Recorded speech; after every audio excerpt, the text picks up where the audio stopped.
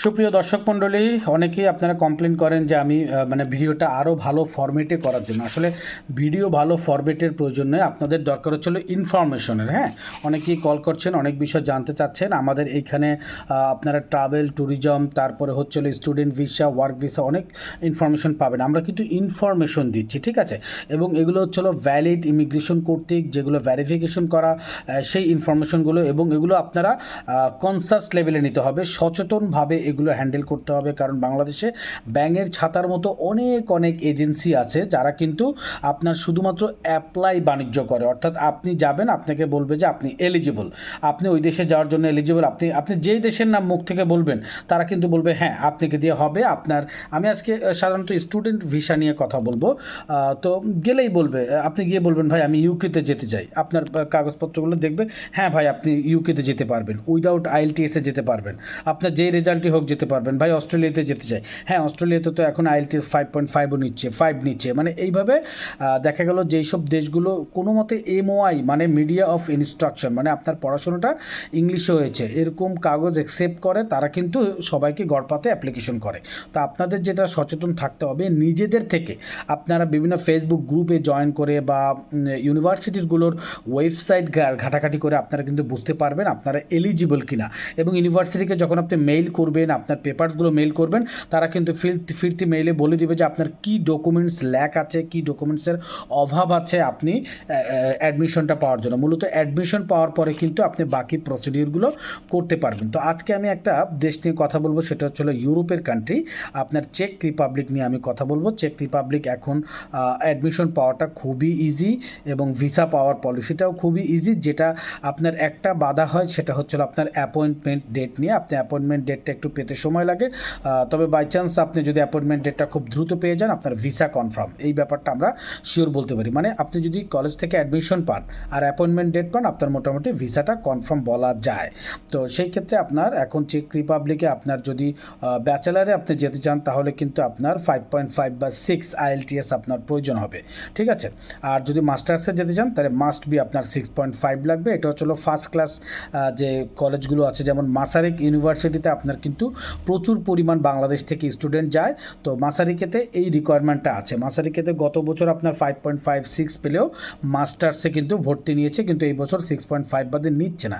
এছাড়া আরেকটা ইউনিভার্সিটি আছে সিসিলিয়ান ইউনিভার্সিটি, এখানে কিন্তু আপনি উইদাউট আইএলসে আপনি ভর্তি হতে পারবেন। আপনার ব্যাচেলার ডিগ্রি থাকলে আপনি মাস্টার্সের জন্য পারবেন, এবং এইচএসসি লেভেল কমপ্লিট থাকলে আপনি কিন্তু ব্যাচেলারের জন্য পাবেন। তো এই দুইটা কলেজে আপনি সিসিলিয়ান ইউনিভার্সিটি, এটা বর্ণিতে আছে, এবং আপনার হচ্ছে মাসারিক ইউনিভার্সিটি, এগুলো আপনি সার্চ করলে গুগলে আপনি ওয়েবসাইট পেয়ে যাবেন। সেখানে ওয়েবসাইটে গিয়ে আপনি ইন্টারন্যাশনাল স্টুডেন্ট জন্য কী কী রিকোয়ারমেন্ট আছে আপনি আলাদা অপশন পেয়ে যাবেন, সেটা চেকলিস্ট করবেন এবং ইউনিভার্সিটিকে মেইল করলে তারা কিন্তু আপনাকে রিপ্লাই করবে। আর চেক রিপাবলিকে একটা বাড়তি ঝামেলা আছে, সেটা হচ্ছিল আপনি এইখানকার যে এইচএসসি কমপ্লিট বা ব্যাচেলার কমপ্লিট এটা তাদের সমমান কিনা, এই জন্য তাদের এডুকেশন মিনিস্ট্রি থেকে এটাকে আপনার ইভ্যালুয়েশন করে নিয়ে আসতে হয়। এই পলিসিটার নাম হচ্ছিল নস্ট্রিফিকেশন পলিসি, ঠিক আছে? আপনি উইদাউট নস্ট্রিফিকেশন করতে আপনার 20-25 হাজার টাকার মতো লাগে, কিন্তু আপনি নস্ট্রিফিকেশন করা ছাড়া আপনি অ্যাডমিশন হতে পারবেন। আপনি কিন্তু অ্যাপয়েন্টমেন্ট ডেটও পেয়ে যাবেন নস্ট্রিফিকেশন ছাড়া। আপনি যখন অ্যাপয়েন্টমেন্ট ডেট পাবেন তখন নস্ট্রিফিকেশনের জন্য আপনি অ্যাপ্লাই করতে পারেন। কিছু কিছু এজেন্সি করে কি, আপনাকে জাস্ট অ্যাডমিশন পেপারটা ধরিয়ে দিয়ে আপনার কাছ থেকে নস্ট্রিফিকেশনের টাকাটা নিয়ে নিতে পারে। তখন আপনি বলবেন যে না, আপনি অ্যাডমিশন করিয়েছেন ভালো কথা, কিন্তু আমার অ্যাপয়েন্টমেন্ট ডেট আসলে তখনই নস্ট্রিফিকেশনটা আমি করব, এর আগে করব না। এটা একটা চেক রিপাবলিকের বিজনেস করার মূল পয়েন্ট। মানে আপনার থেকে 30,000 টাকা নিয়ে নিলেও কিন্তু অ্যাপয়েন্টমেন্ট ডেট পাচ্ছেন না 7 মাস 8 মাস 9 মাস, আপনি একসময় ক্লান্ত হয়ে যাবেন বা এজেন্সিতে যাওয়া বন্ধ করে দিবেন, তখন কিন্তু তারা টাকাটা মেরে দিবে। তো এই জন্য এই ব্যাপারটা সচেতন থাকবেন। আর নিজে নিজে প্রসিডিউর করতে পারেন, কিন্তু আসলে হয় কি এই সমস্ত ব্যাপারগুলোতে আপনি সামান্য মিস্টেকের জন্য আপনি কিন্তু দেখা গেল অনেক বড় একটা সুযোগ হাতছাড়া হয়ে যাবে। সেই ক্ষেত্রে আপনি যেটা করবেন সেটা হচ্ছিল এজেন্সির হেল্প নেবেন, কিন্তু আপনি সাথে সাথে এজেন্সিকে চেক অ্যান্ড ব্যালেন্স করবেন অল টাইম। আপনার অ্যাডমিশন আপডেট নেবেন, অ্যাডমিশন আপনাকে যখন অফার লেটার দিবে সেটা আবার কলেজ থেকে ভেরিফাই করে নেবেন যেটা অরিজিনাল কিনা। নোটিফিকেশন করলে আপনি সেই পেপারসটা চাবেন। অ্যাপয়েন্টমেন্ট ডেটের ব্যাপারে আপনি একেবারে এজেন্সির মেইল চেক করবেন, যে আপনাদের মেইল আমি চেক করব, আমার জন্য অ্যাপয়েন্টমেন্ট ডেটের জন্য প্রতি মাসে অ্যাপ্লাই করছেন কি না, ঠিক আছে। অ্যাপ্লাই করলে হয় কি, তারা যদি অ্যাপয়েন্টমেন্ট ডেট নাও দেয়, একটা অটোমেটিক রিপ্লাই আসে যে এখানে স্লট ফাঁকা নেই, আপনি সামনের বার ট্রাই করুন, এরকম একটা মেইল কিন্তু আপনি পেয়ে যাবেন। এবং এজেন্সিকে অবশ্যই বলবেন আপনাকে ওই মেলটা ফরওয়ার্ড করার জন্য সব সময়। তখন এতে হয় কি, আপনি কাজগুলো চেক অ্যান্ড ব্যালেন্স করতে পারবেন। তো চেক রিপাবলিকে ইউরোপের একটা কান্ট্রি, আপনি এই কান্ট্রিতে যদি এন্ট্রি করেন তাহলে আপনি কিন্তু ইউরোপের যে কোনো দেশে আপনি অনায়াসে মুভ করতে পারবেন। সেখান থেকে আপনি পর্তুগাল চলে যেতে পারবেন, ইটালি চলে যেতে পারবেন, এবং যে কোনো দেশে আপনি কিন্তু অনায়াসে মানে 26টা সেনজেনভুক্ত দেশে আপনি চলে যেতে পারবেন উইদাউট এনি পারমিশন। এবং অনেকে এমনও আছে যে চেক রিপাবলিকে প্রবেশ করার সাথে সাথে অন্য দেশে মুভ করেছে, কোনো প্রবলেম নেই। কিন্তু এটা করবেন না, কারণ এতে করে আমাদের যে একটা স্টুডেন্টশিপ এটা নষ্ট হয়ে যায়, এবং একসময় দেখা গেল আমাদের এই সুযোগটা, বাংলাদেশের স্টুডেন্ট ভিসার সুযোগটা মানে হারিয়ে যাবে। তো চেক রিপাবলিকের জন্য আপনার অ্যাপ্লাই করতে কত টাকা লাগে? চেক রিপাবলিকের ম্যাক্সিমাম আপনার কলেজের টিউশন ফিটা আপনার আফটার ভিসা পেমেন্ট করতে হয়, অর্থাৎ সেখানে আপনি পৌঁছে তারপরে আপনি ভিসা ফি পেমেন্ট করার সুযোগটা পাবেন।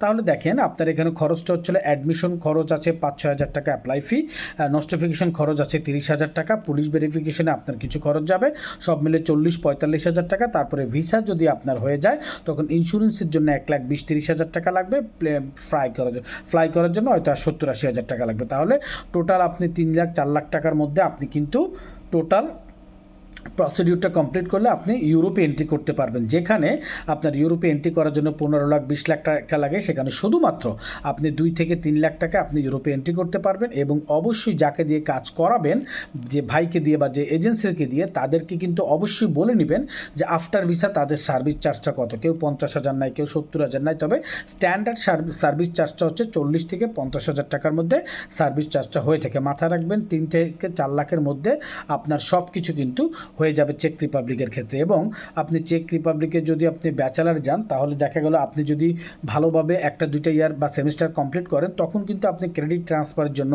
কানাডা, ইউকে, অস্ট্রেলিয়া, ইউএসএতে আপনি অনায়াসে অ্যাপ্লাই করতে পারবেন যদি আপনার ফান্ডটা ঠিক থাকে। তো এগুলো মাথায় রাখবেন। তো আপনাদের ইনফরমেশন রিলেটেড চেক রিপাবলিক ক্ষেত্রে যদি কোনো ইনফরমেশন আপনাদের প্রয়োজন হয়, আমাদেরকে অবশ্যই নক করতে পারেন, আমরা আপনাদেরকে যথাসাধ্য হেল্প করবো। এবং আমাদের চ্যানেলটা অবশ্যই সাবস্ক্রাইব করে থাকবেন, যদি করে রাখবেন।